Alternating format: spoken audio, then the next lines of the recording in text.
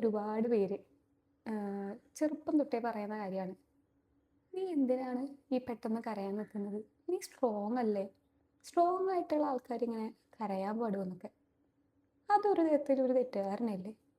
നമ്മൾ ചിരിക്കുമ്പോൾ ആരും പറയുന്നില്ലല്ലോ, "നീ സ്ട്രോങ് അല്ലേ? എന്തിനാ അങ്ങനെ ചിരിച്ചുകൊണ്ടിരിക്കുന്നതെന്ന്?" അപ്പോൾ കരച്ചിലും അതേപോലെ തന്നെയുള്ളൊരു വികാരമല്ലേ? നമ്മളൊക്കെ മനുഷ്യരാണ്.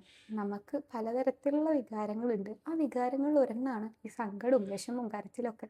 അതൊന്നും മറച്ചു വെക്കേണ്ട കാര്യമുണ്ടെന്ന് എനിക്ക് തോന്നുന്നില്ല.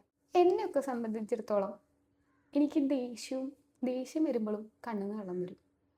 അത് ഞാൻ കരയല്ല. സത്യം പറഞ്ഞാൽ അതെനിക്ക് ദേഷ്യമാണ്. പക്ഷെ എൻ്റെ കണ്ണിന്ന് വെള്ളം വരും. അപ്പോൾ എല്ലാവരും പറയും, "കരയരുത്, കരയരുത്."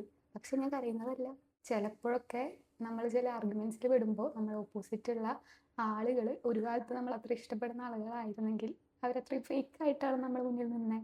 അങ്ങനെയൊക്കെയുള്ള സിറ്റുവേഷനിൽ നമുക്ക് ദേഷ്യമാണ് വരുന്നത്. പക്ഷെ അത് അറിയാണ്ട് നമ്മൾ കണ്ണിന്ന് വെള്ളം വന്നു പോകും. അതൊരു തെറ്റല്ല.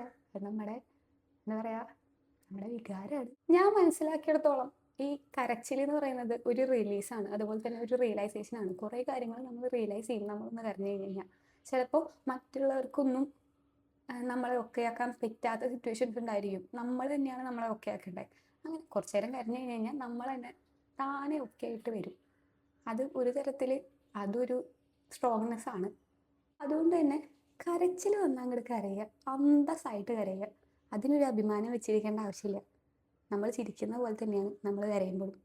അതൊക്കെ നമ്മുടെ ഇഷ്ടമാണ്. അതുകൊണ്ട് തന്നെ ഒരു കാര്യം പറയാം, സ്ട്രോങ് പീപ്പിൾ ഷുഡ് ക്രൈ. അവർക്കും ഈ വിചാരവും ഒക്കെ ഉണ്ട്. അവരും കരയും. പക്ഷെ അവർ മോർ പവർഫുൾ ആയിട്ട് ഉയർത്തെഴുന്നേറ്റ് വരും എന്നെപ്പോലെ. എന്ന് വെച്ച് എപ്പോഴും കരയണമെന്ന് ഞാൻ പറയില്ല. ചില സിറ്റുവേഷൻസിലൊക്കെ നിങ്ങൾ കരച്ചിൽ വന്നാൽ നിങ്ങൾ കരയാം. അവിടെ ഫേക്കായിട്ട് അഭിമാനം പിടിച്ച് നിൽക്കേണ്ട ആവശ്യമില്ല. നിങ്ങൾ കരയല്ലേ, അത് കരഞ്ഞു തീർക്ക്. പിന്നെ വേണേൽ ഞാനൊരു സീക്രട്ട് പറഞ്ഞുതരാം. നമ്മൾ കരഞ്ഞു കഴിഞ്ഞാൽ നമ്മുടെ സ്കിന്നിന് നമ്മൾ അറിയാതെ ഒരു ഗ്ലോ കിട്ടും. അതുകൊണ്ട് അത് മിസ്സാക്കണ്ട. അനുഭവം കൊണ്ട് പറയാണ്. അപ്പോൾ ഓക്കെ, ബൈ.